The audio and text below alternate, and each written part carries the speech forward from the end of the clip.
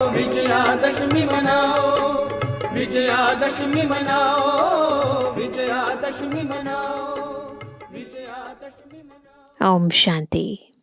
विजयदशमी की आप सभी को हार्दिक शुभकामनाएं। सत्य की असत्य पर विजय का प्रतीक है विजयदशमी। अंधकार पर प्रकाश की विजय का प्रतीक है विजयदशमी। और वास्तविकता में हम जानते हैं कि हमारे भीतर काम, क्रोध, लोभ, मोह, अहंकार, ये दिखाई ना देने वाला रावण जब नर और नारी में अपनी चरम सीमा को प्राप्त कर लेता है, तब कलयुग की तमोप्रधानता के समय स्वयं परमपिता परमात्मा हम सबके दिलों को रमने वाले सच्चे राम, बेहद के राम शिव बाबा इस सृष्टि पर आते हैं और हम आत्मा रूपी सीताओं को इस रावण से, इन विकारों से आज़ाद कराते हैं। और उसी का ही यादगार हम इस दिन रावण के पुतले को जलाते हैं। परंतु अपने अंदर के रावण को हमने अब तक कितना मारा है, कितना काम, कितना क्रोध, कितना लोभ, कितना अहंकार हमारे जहन से सदाकाल के लिए निकल गया है, वो चेकिंग आज के दिन हमें करने की ज़रूरत है। बाकी इस सृष्टि रंगमंच पर प्रत्येक आत्मा का अलग अलग पार्ट है और वो पार्ट जितना हमारे अंदर सकारात्मक है उतना हम राम की तरफ हैं, और अगर वो पार्ट नकारात्मक है, विकृत है, विकारों के वशीभूत है, उतना हम रावण राज्य में है, राम की तरफ नहीं अपितु रावण की तरफ है। तो अपने भीतर ये चेकिंग करना कि हम माया की तरफ हैं या राम की तरफ हैं, चेक करके चेंज करना और इस सच्ची विजय को अपने जीवन के अंदर स्वीकार करना, अपने अंदर सच्चे अर्थ में शिव बाबा के गुणों को और ज्ञान को अर्जन करना और उस अनुसार एक नए युग का आगाज करना, ये आज का दिन हम सभी को सिखाता है।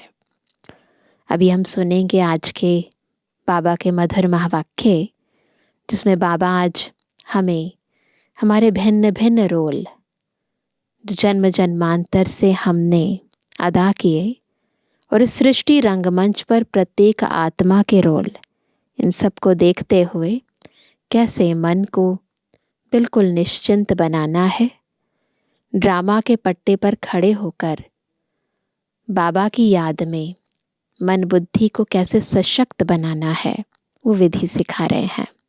सुनते हैं बाबा के महावाक्य। आज है 12 अक्टूबर 2024। बाबा के महावाक्य हैं, मीठे बच्चे, बाप खिवैया बन आया है तुम सबकी नैया को विषय सागर से निकाल क्षीर सागर में ले जाने। अभी तुमको इस पार से उस पार जाना है। तो फील करेंगे हम सभी कि इस दुनिया के अंदर हम विषय सागर में कहाँ गोते खा रहे थे और बाबा खिवैया बनकर आया है हमारी नैया को, हम आत्माओं को ले जाने उस पार जहाँ क्षीर सागर है, जहाँ सुख है, समृद्धि है, शांति है, आनंद है। तो जितना जितना हम अपने भीतर इस सकारात्मक ऊर्जा को फील करते हैं, उतना उतना बाबा का साथ हमें और अधिक अनुभव होने लगता है। प्रश्न है, तुम बच्चे हर एक का पाठ देखते हुए किसकी भी निंदा नहीं कर सकते हो, क्यों? है ना, यूजुअली ऐसा होता है ना, किसी का उल्टा पाठ होता है, श्रीमत के विरुद्ध पाठ होता है, तो अपने आप ही मुख से या मन में उसके प्रति निंदा निकलने लगती है। परंतु बाबा कहते हैं यदि ज्ञान युक्त हो, ज्ञान स्वरूप हो, तो निंदा नहीं कर सकते। क्यों? क्योंकि तुम जानते हो यह अनादि बना बनाया ड्रामा है। इसमें हर एक एक्टर अपना अपना पार्ट बजा रहे हैं। किसी का भी कोई दोष नहीं है। यह भक्ति मार्ग भी फिर से पास होना है। इसमें ज़रा भी चेंज नहीं हो सकती। रेडीमेड ड्रामा है, पार्ट ऑलरेडी प्री डेस्टाइंड है। तो इसीलिए जो चीज़ पहले से बनी है, तो इसीलिए उसके चीज़ के ऊपर शक करना, उसकी निंदा करना, इसका मतलब क्रिएटर के ऊपर डाउट करना है। इसलिए हम किसी की निंदा नहीं कर सकते। दूसरा प्रश्न है कि इन 2 शब्दों में सारे चक्र का ज्ञान समाया हुआ है। बस 2 शब्दों में सारे चक्र का ज्ञान समाया है। कौन से हैं वो 2 शब्द? आज और कल। कल हम सतयुग में थे, आज 84 जन्मों का चक्र लगाकर नरक में पहुंचे, कल फिर स्वर्ग में जाएंगे। बस ये कल आज कल का ड्रामा है, आज और कल का खेल है। ओम शांति। अब बच्चे सामने बैठे हैं, जहाँ से आते हैं वहाँ अपने सेंटर्स पर जब रहते हैं तो वहाँ ऐसे नहीं समझेंगे कि हम ऊंचते ऊंच बाबा के सम्मुख बैठे हैं। वही हमारा टीचर भी है, वही हमारी नैया को पार लगाने वाला भी है, जिसको ही गुरु कहते हैं। यहाँ तुम समझते हो हम सम्मुख बैठे हैं, हमको इस विषय सागर से निकाल क्षीर सागर में ले जाते हैं। पार ले जाने वाला बाप भी सम्मुख बैठा है। बाबा ले जा रहे हैं और इस समय हम बाबा को हाजिर नाजिर समझकर महावाक्य सुन रहे हैं। तो हमारे सामने बैठा है वह एक ही शिव बाप की आत्मा है, जिसको ही सुप्रीम अथवा ऊंचते ऊंच भगवान कहा जाता है। अभी तुम बच्चे समझते हो हम ऊंचते ऊंच भगवान शिव बाबा के सामने बैठे हैं। वह इसमें यानी ब्रह्मा तन में बैठे हैं।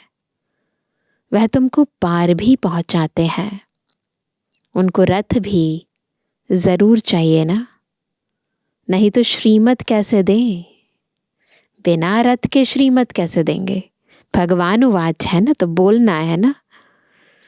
अभी तुम बच्चों को निश्चय है बाबा हमारा बाबा भी है, टीचर भी है, पार ले जाने वाला भी है। अभी हम आत्माएं अपने घर शांति धाम में जाने वाली हैं। वह बाबा हमको रास्ता बता रहे हैं। वहाँ सेंटर्स पर बैठने और यहाँ सम्मुख बैठने में रात दिन का फर्क है। वहाँ ऐसे नहीं समझेंगे कि हम सम्मुख बैठे हैं। यहाँ यह महसूसता आती है अभी हम पुरुषार्थ कर रहे हैं। पुरुषार्थ कराने वाले को खुशी रहेगी। अभी हम पावन बनकर घर जा रहे हैं। जैसे नाटक के एक्टर्स होते हैं तो समझते हैं अब नाटक पूरा हुआ। अभी बाप आए हैं हम आत्माओं को ले जाने। यह भी समझाते हैं तुम घर कैसे जा सकते हो। वह बाप भी है, नैया को पार करने वाला खिवैया भी है।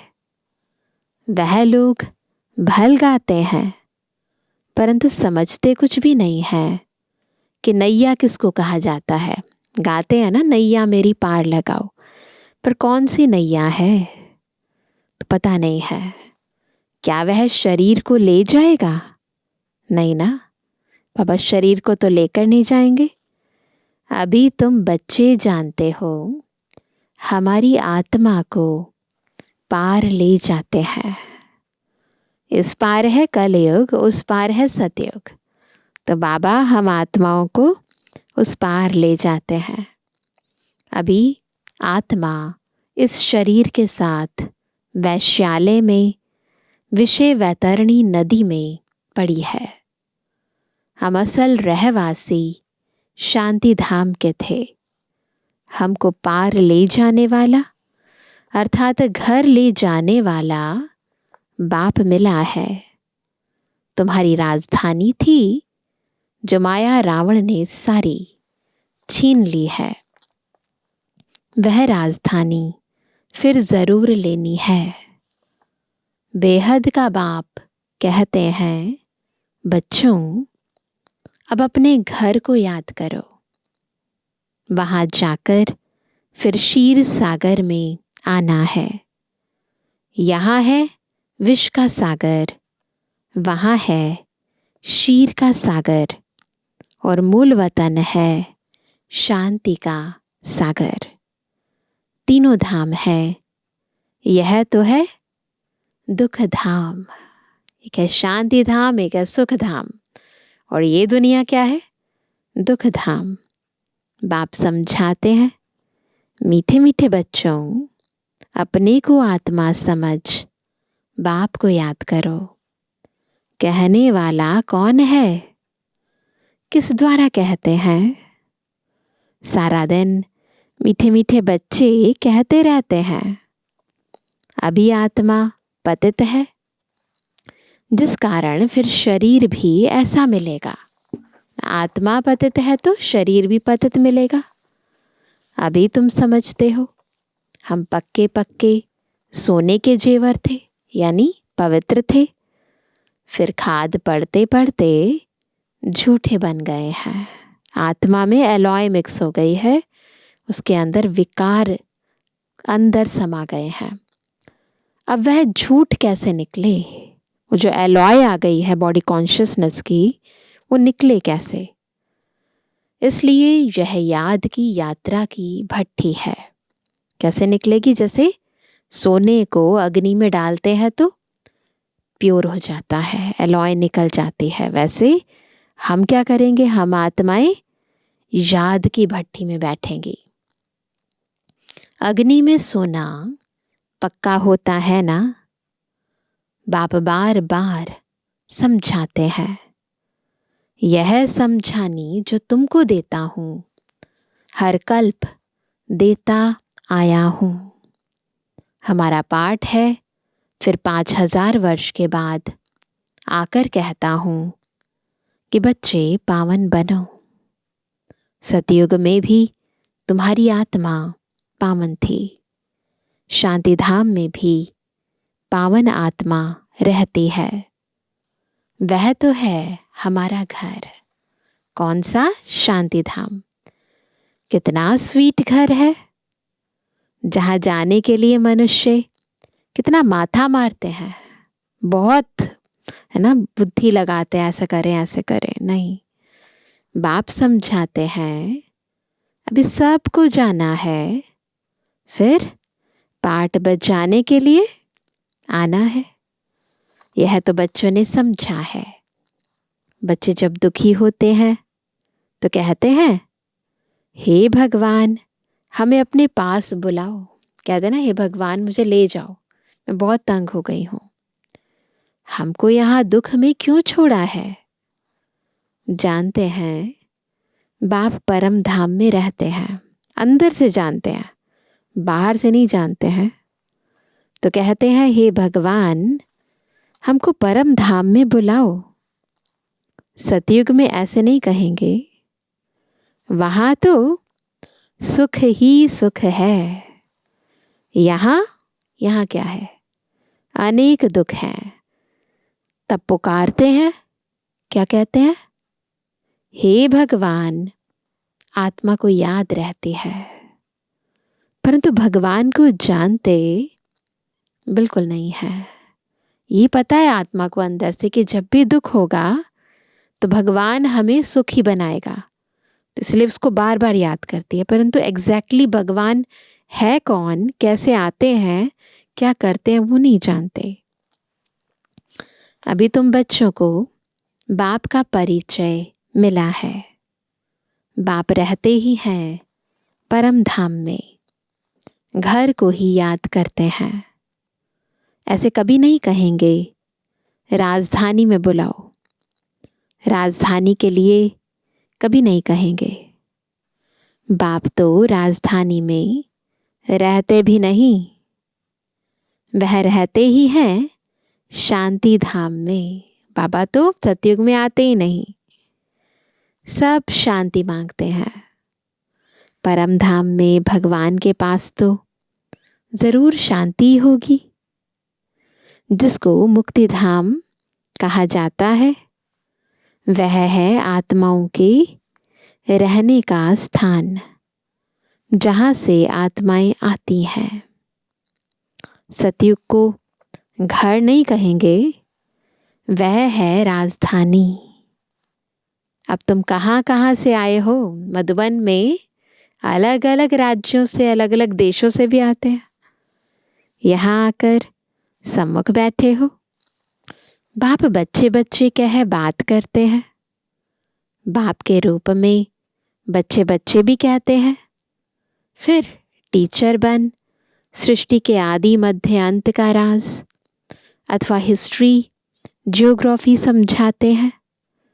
यह बातें कोई शास्त्रों में नहीं है। तुम बच्चे जानते हो मूल वतन है हम आत्माओं का घर। सूक्ष्म वतन तो है ही दिव्य दृष्टि की बात, स्थूलता नहीं है उसमें कुछ भी, दिव्य दृष्टि से देखा जा सकता है। बाकी सतयुग, त्रेता, द्वापर, कलयुग तो यहाँ ही होता है। पाठ भी तुम यहाँ बजाते हो। सूक्ष्म वतन का कोई पाठ नहीं, यह साक्षात्कार की बात है। सूक्ष्म वतन का कोई ऐसे रोल नहीं है, ना ही वहाँ ऐसी दुनिया है। ये तो बाबा कहते साक्षात्कार की बात है। वहाँ तो बस आत्मा को कुछ पलों के लिए साक्षात्कार हो जाता है। जैसी भावना होती है वैसे बाबा सूक्ष्म वतन में उस आत्मा को साक्षात्कार करा देते हैं। कल और आज यह तो अच्छी रीति बुद्धि में होना चाहिए। कल हम सतयुग में थे, फिर 84 जन्म लेते लेते आज नर्क में आ गए हैं। बाप को बुलाते भी नर्क में है। सतयुग में तो अथाह सुख है, तो कोई बुलाते ही नहीं। यहाँ तुम शरीर में हो तब बात करते हो। आत्मा शरीर से निकल जाए तो बात थोड़ी ना कर पाएगी। बाप भी कहते हैं मैं जानी जाननहार हूँ, अर्थात सृष्टि के आदि मध्य अंत को जानता हूँ, परंतु सुनाऊं कैसे? जानते तो हैं, ज्ञान सारा है, पर ज्ञान है वो बताने के लिए बोलना पड़ेगा ना, ज्ञान सुनाना पड़ेगा। अब सुनाने के लिए मुख चाहिए, विचार की बात है ना, इसलिए लिखा हुआ है बाप रथ लेते हैं। कहते हैं मेरा जन्म तुम्हारे सदृश्य नहीं है। जैसे हम आत्माओं का गर्भ से जन्म होता है वैसा बाबा का नहीं है। मैं इनमें प्रवेश करता हूँ। रथ का भी परिचय देते हैं। यह आत्मा भी नाम रूप धारण करते करते तमो प्रधान बनी है। इस समय सब छोरे हैं। छोरे मतलब जिनका कोई धनी धोरी नहीं होता ना, क्योंकि बाप को जानते नहीं है परमपिता परमात्मा, परंतु जानते नहीं है। तो जैसे छोरे छोरियां हैं, तो सब छोरे और छोरियां हो गए। आपस में लड़ते हैं तो कहते हैं ना छोरे छोरियां लड़ते क्यों हो, है ना, तंग करते हैं, शोर मचाते हैं। तो वह कहते पूछते हैं फिर। तो बाप कहते हैं मुझे तो सब भूल गए हैं। आत्मा ही कहती है छोरे छोरियां। लौकिक बाप भी ऐसे कहते हैं। बेहद का बाप भी कहते हैं छोरे छोरियां यह हाल क्यों हुआ है। कोई धनी धोड़ी है। तुमको बेहद का बाप जो स्वर्ग का मालिक बनाते हैं, जिसको तुम आधा कल्प से पुकारते आए हो, उनके लिए कहते हो पत्थर ठिक्कर में है। बाप अब सम्मुख बैठ समझाते हैं। अभी तुम बच्चे समझते हो हम बाबा के पास आए हैं। यह बाबा ही हमको पढ़ाते हैं, हमारी नैया पार करते हैं, क्योंकि यह नैया बहुत पुरानी हो गई है। तो कहते हैं इनको पार लगाओ। फिर हमको नहीं दो, इसको पार लगाओ। ये शरीर खत्म हो जाएगा, हमको नहीं दो।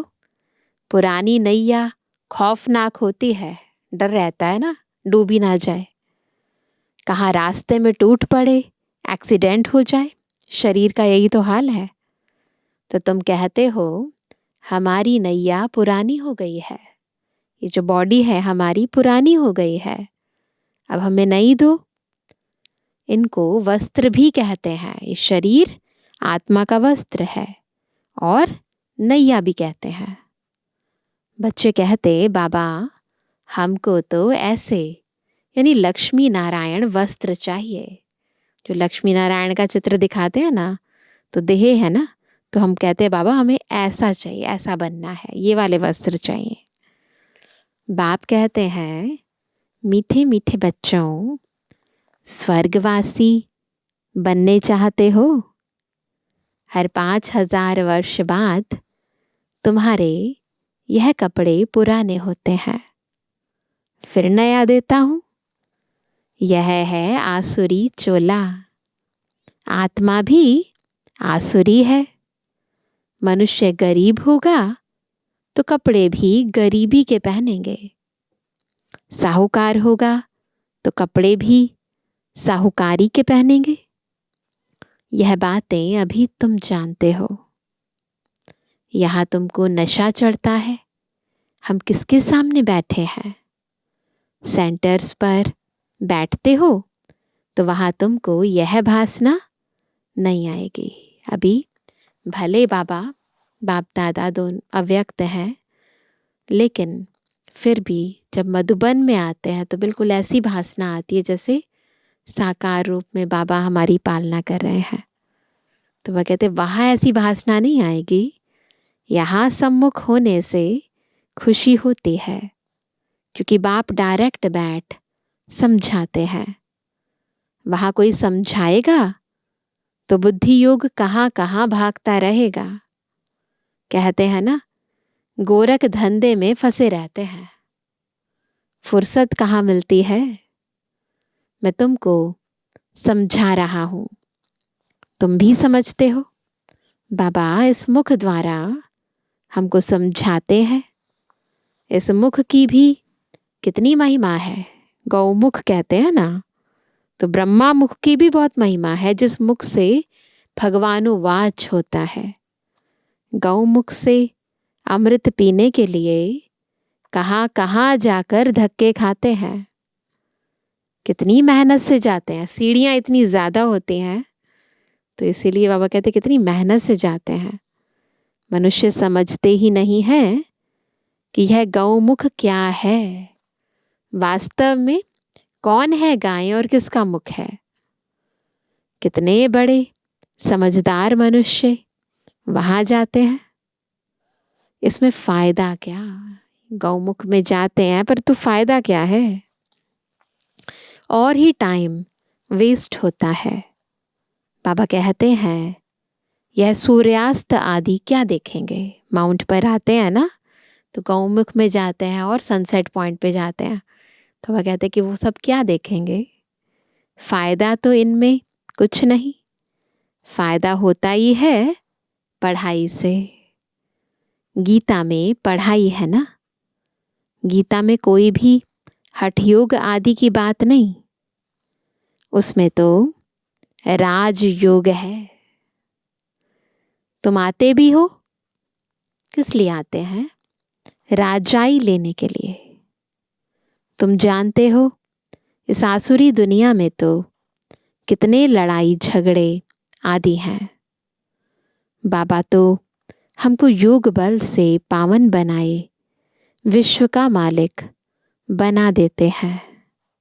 देवियों को हथियार दे दिए हैं, परंतु वास्तव में इसमें हथियारों आदि की कोई बात है नहीं ना। अभी हुआ ना, नवरात्रे होकर गए, आज 10वां दिन मना रहे हैं हम सभी। तो वह कहते देवियों को इतने हाथ दिखाते हैं, उन हाथों में अलग अलग हथियार दिए देते हैं, परंतु एक्चुअली में ऐसा होता नहीं है। हैंड्स मतलब सहयोगी, और जो हथियार दिखाए हैं वो ज्ञान और योग के प्रतीकात्मक हैं ना। कैसे हम स्वदर्शन चक्र फिराते हैं, कैसे हम पवित्र रहते हैं, कौन सी ज्ञान की कतार है ना, ज्ञान के अस्त्र और शस्त्र हैं सारे। तो बाबा कहते हैं हथियारों की बात नहीं है। काली को देखो कितना भयानक बनाया है, दिखाते ना, हाथ में कटारी है, फिर एक हाथ के अंदर वो चंड मुंड की माला और साथ में पकड़ा हुआ है उसने गर्दन उसकी। ये सब अपने अपने मन की भ्रांतियों से बैठ बनाया है। देवियां कोई ऐसी 4-8 भुजाओं वाली थोड़ी होंगी। ये सब भक्ति मार्ग है, सब प्रतीकात्मक है भक्ति के अंदर, तो चित्र बना दिए हैं। सो बाप समझाते हैं यह एक बेहद का नाटक है। इसमें कोई की निंदा आदि की बात नहीं। ये नहीं कह सकते कि इसका रोल गलत है, ये नहीं होना चाहिए। नहीं, ये ड्रामा है। ड्रामा में हीरो भी होगा, विलन भी होगा। हीरो अपनी जगह ठीक है और विलन अपनी जगह ठीक है, तो कुछ गलत नहीं है, किसी की निंदा नहीं है। अनादि ड्रामा बना हुआ है, इसमें फर्क कुछ भी पड़ता नहीं है। अनादि ड्रामा है, एज इट इज रिपीट होता है, कोई चेंज नहीं होता। ज्ञान किसको कहा जाता, भक्ति किसको कहा जाता, यह बाप समझाते हैं। भक्ति मार्ग से फिर भी तुमको पास करना पड़ेगा, है ना। अभी जीत प्राप्त की है रावण पर, परंतु फिर रावण राज्य आएगा और फिर हमें ऐसे लड़ना पड़ेगा और फिर हमें द्वापर युग से पास करना पड़ेगा, भक्ति मार्ग भी पास करना पड़ेगा। ऐसे ही तुम 84 का चक्र लगाते लगाते नीचे आएंगे। यह अनादि बना बनाया बड़ा अच्छा नाटक है जो बाप समझाते हैं। नाटक है, पाठधारी हम हैं और समझाते बाबा है। इस ड्रामा के राज को समझने से तुम विश्व के मालिक बन जाते हो। ड्रामा का राज समझना है ना, नाराज नहीं होना है। जो ड्रामा का राज समझ जाता है वो कभी नाराज नहीं होता, और इसीलिए वो स्वराज्य अधिकारी बन जाता है। वंडर है ना। भक्ति कैसे चलती है, ज्ञान कैसे चलता है। यह खेल अनादि बना हुआ है, इसमें कुछ भी चेंज नहीं हो सकता। वह तो कह देते ब्रह्म में लीन हो गया, ज्योति ज्योत समाया।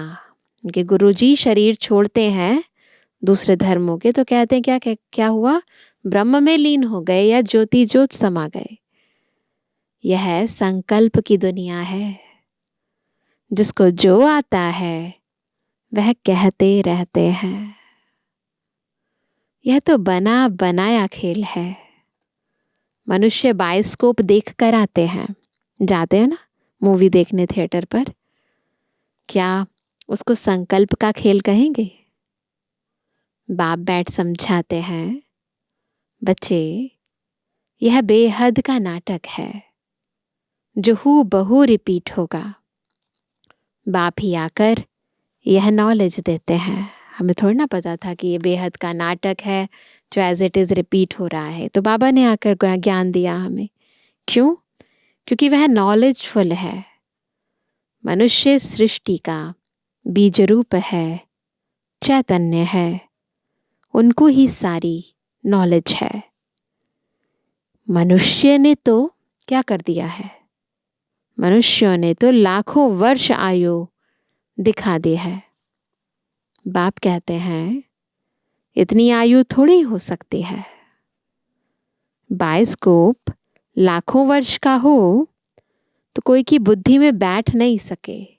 इतना पीरियड बीत जाता है तो शुरू क्या हुआ था, बीच में क्या हुआ था, याद नहीं रहता ना। तो मैंने कहा कि अगर लाखों वर्ष की बात हो तो फिर बुद्धि में बैठे ही नहीं ना। तो बाबा ने कहा तुम तो सारा वर्णन करते हो, क्योंकि इतना लंबा नाटक नहीं है, 5000 वर्ष का है। लाखों वर्ष की बात कैसे वर्णन करेंगे? तो वह सब है भक्ति मार्ग। तुमने ही भक्ति मार्ग का पाठ बजाया। ऐसे ऐसे दुख भोगते भोगते अब अंत में आ गए हो। सारा झाड़ जड़ जड़ीभूत अवस्था को पाया हुआ है। अभी एंड में आ गए हैं और ये सारा झाड़ इस समय जड़ जड़ीभूत अवस्था को पाया हुआ है। प्रत्येक मनुष्य आत्मा की स्थिति तम प्रधान है। अब वहां जाना है। अपने को हल्का कर दो।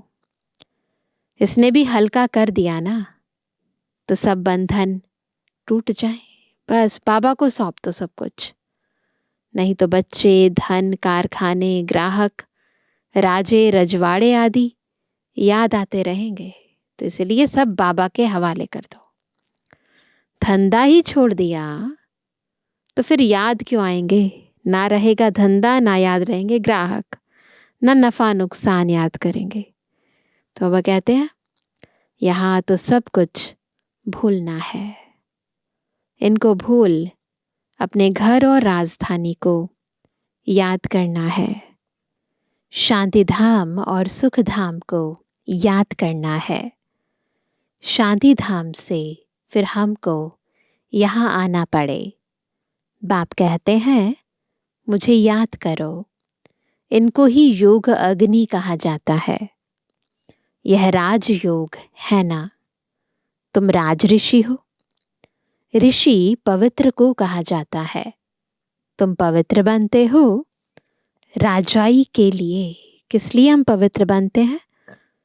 ताकि हम पहले स्वराज्य अधिकारी बने। आत्मा जितना जितना पावन बनती जाती है उतना उतना आत्मा का स्वयं पर राज्य होता है, और उसी स्वराज्य के आधार पर विश्व राज्य मिलता है। तो इसलिए बाबा ने कहा तुम पवित्र बनते हो राजाई के लिए। बाप ही तुम्हें सब सत्य बताते हैं। तुम भी समझते हो यह नाटक है। सब एक्टर्स यहाँ जरूर होने चाहिए। फिर बाप सबको ले जाएंगे। यह ईश्वर की बारात है ना, जो दिखाते हैं ना भक्ति मार्ग में, शिव की बारात। तो बारात में सब तरह की आत्माएं हैं। वहां बाप और बच्चे रहते हैं, फिर यहाँ आते हैं पाठ बजाने ना। वहां ऊपर परम धाम में बाप और बच्चे रहते हैं, फिर यहाँ आते हैं पाठ बजाने। बाप तो सदैव वहां रहते हैं, मुझे याद ही दुख में करते हैं। वहां फिर मैं क्या करूंगा? बाबा सुख धाम में आकर क्या करेंगे? तुमको शांति धाम सुख धाम में भेजा, बाकी क्या चाहिए? तुम सुख धाम में थे, बाकी सब आत्माएं शांति धाम में थी। फिर नंबरवार आते गए, नाटक आकर पूरा हुआ। बाप कहते हैं बच्चे अब गफलत मत करो। पावन तो जरूर बनना है। बाप कहते हैं यह वही ड्रामा अनुसार पाठ बज रहा है। तुम्हारे लिए ड्रामा अनुसार मैं कल्प कल्प आता हूं। नई दुनिया में अब चलना है ना। अच्छा, मीठे मीठे सिकंदर जवानी बच्चों पे जुबानी बाप दादा का दिल जान सको प्रेम से नंबरवार प्रसाद संसार यादगार और गुणवानी। रूहानी बच्चों की रूहानी बाप दादा को गुड मॉर्निंग, नमस्ते नमस्ते नमस्ते। धारणा के लिए मुख्य सार। पहला, अब यह झाड़ पुराना जड़जड़ीभूत हो गया है। आत्मा को वापस घर जाना है, इसलिए अपने को सब बंधनों से मुक्त कर हल्का बना लेना है। यहाँ का सब कुछ बुद्धि से भूल जाना है। दूसरा, अनादि ड्रामा को बुद्धि में रख किसी भी पाठधारी की निंदा नहीं करनी है। ड्रामा को बुद्धि में रखना है और किसी भी पाठधारी की निंदा नहीं करनी है। ड्रामा के राज को समझ विश्व का मालिक बनना है। वरदान है, साइलेंस की शक्ति द्वारा आत्मशक्ति के उड़ान की तीव्र गति करने वाले विश्व परिवर्तक भव। कैसे बनेंगे विश्व परिवर्तक? जब साइलेंस की शक्ति से आत्मशक्ति की उड़ान की तीव्र गति करेंगे। तो एक है साइंस की शक्ति, दूसरी है साइलेंस की शक्ति। वो है साइंस के साधन जिससे हम ऊपर चले जाते हैं, हेलीकॉप्टर है, रॉकेट है। यह है साइलेंस की शक्ति, इससे आत्मा तीव्र गति की उड़ान भरती है। साइंस के साधनों की रफ्तार को साइंस द्वारा कट भी कर सकते हैं, पकड़ भी सकते हैं, लेकिन आत्मा की गति को अभी तक ना कोई पकड़ सका है, न पकड़ सकता है। इसमें साइंस अपने को फेल समझती है। जहां साइंस फेल है, वहां साइलेंस की शक्ति से जो चाहो वो कर सकते हो। तो आत्मशक्ति की उड़ान तीव्र गति से करो। इस शक्ति से स्वपरिवर्तन, चाहे किसी की वृत्ति का परिवर्तन, वायुमंडल का परिवर्तन कर विश्व परिवर्तक बन सकते हो। ये काम साइलेंस और केवल साइलेंस कर सकती है। साइंस तो इसके बारे में सोच भी नहीं सकती। चीजों को बदल सकती है पर संस्कारों को नहीं बदल सकती। तीव्रता की निशानी है सोचा और हुआ। ऐसा चमत्कारिक परिवर्तन केवल साइलेंस की शक्ति करती है। स्लोगन है, शिक्षा दाता के साथ रहम दिल बन सहयोगी बनो।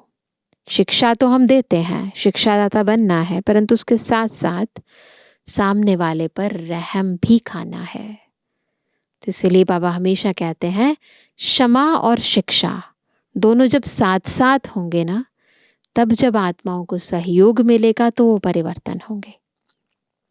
तो शिक्षा दाता के साथ रहम दिल बन सहयोगी बनो। अभी सुनते हैं आज का व्यक्त इशारा।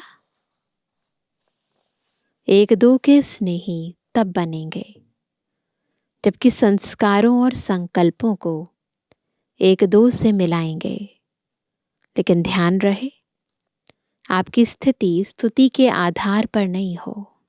किसी ने आपकी स्तुति करी, ना महिमा गाई और आपको बहुत खुशी हुई, फिर निंदा करेंगे तो क्या होगा? फिर मूड ऑफ भी हो जाएगा। तो स्थिति स्तुति के आधार पर नहीं हो, नहीं तो डगमग होते रहेंगे। कई बच्चे जब कुछ करते हैं तो उसके फल की इच्छा रखते हैं। स्तुति होती है तो स्थिति अच्छी रहती है। अगर कोई निंदा कर देता है तो अपनी स्टेज को छोड़ एक दो से किनारा कर लेते हैं। लेकिन क्या करना है? स्तुति निंदा में समान स्थिति रहे तो संस्कार टकराएंगे नहीं। टकराने का क्या कारण है? कि हमारी स्तुति के आधार पर स्थिति है। स्थिति को एक रस रखो, आधारित मत बनाओ। अच्छा, ओम शांति।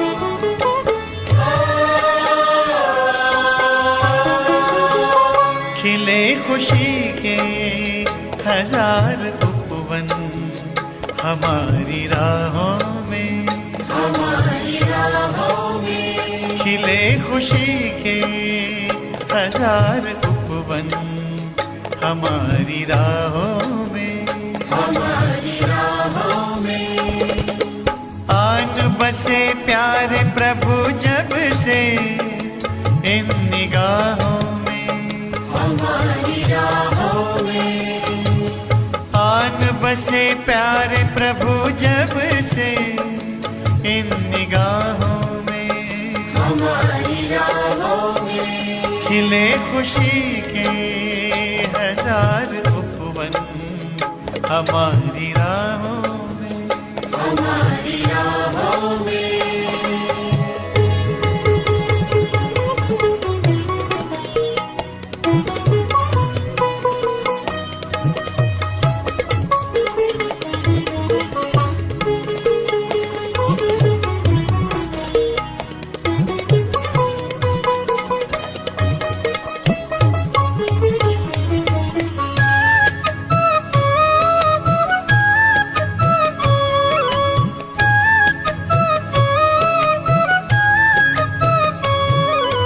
बहुत पुराना नाता अपना,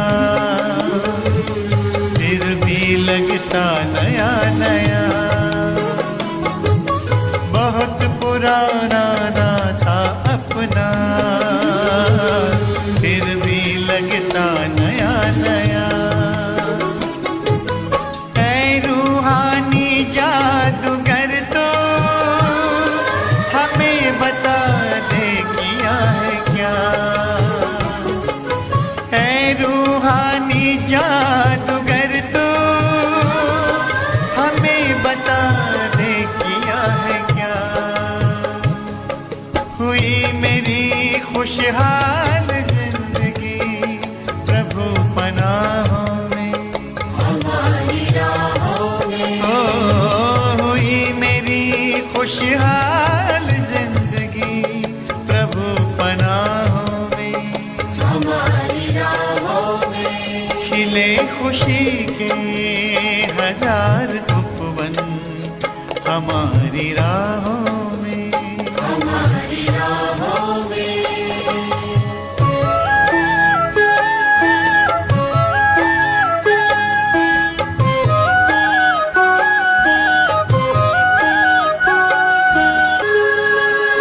रूप अनुप यही नैनों में अपने निस दिन घूम रहा, रूप अनुप यही नैनों में अपने निस दिन घूम रहा, अनहद के नाद सुने तेरे अंतर आनंद समा रहा, अनहद के नाद सुने तेरे अंतर आनंद समा रहा, सबको बुलाए तुझसे मिलाए शीतल छाँव में, हमारी राहों में ओ सबको बुलाए तुझसे मिलाए शीतल छाँव में, हमारी राहों में खिले खुशी के हजार उपवन, हमारी राहों में, हमारी राहों में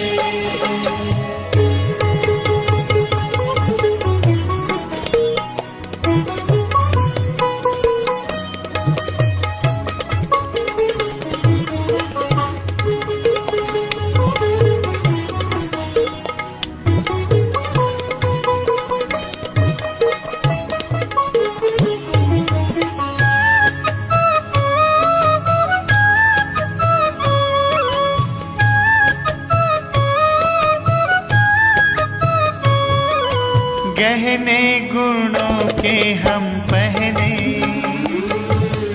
हीरा हमें बनाया है, गहने गुणों के हम पहने, हीरा हमें बनाया है, पवित्रता के मोती भर के मस्तक को चमकाया है। पवित्रता के मोती भर के मस्तक को चमकाया है। किरण किरण उतर उतर बिखर गई सभी दिशाओं में। हमारी राहों में ओ किरण किरण उतर उतर बिखर गई सभी दिशाओं में। हमारी राहों में खिले खुशी के हजारों उपवन हमारी राहों में। हमारी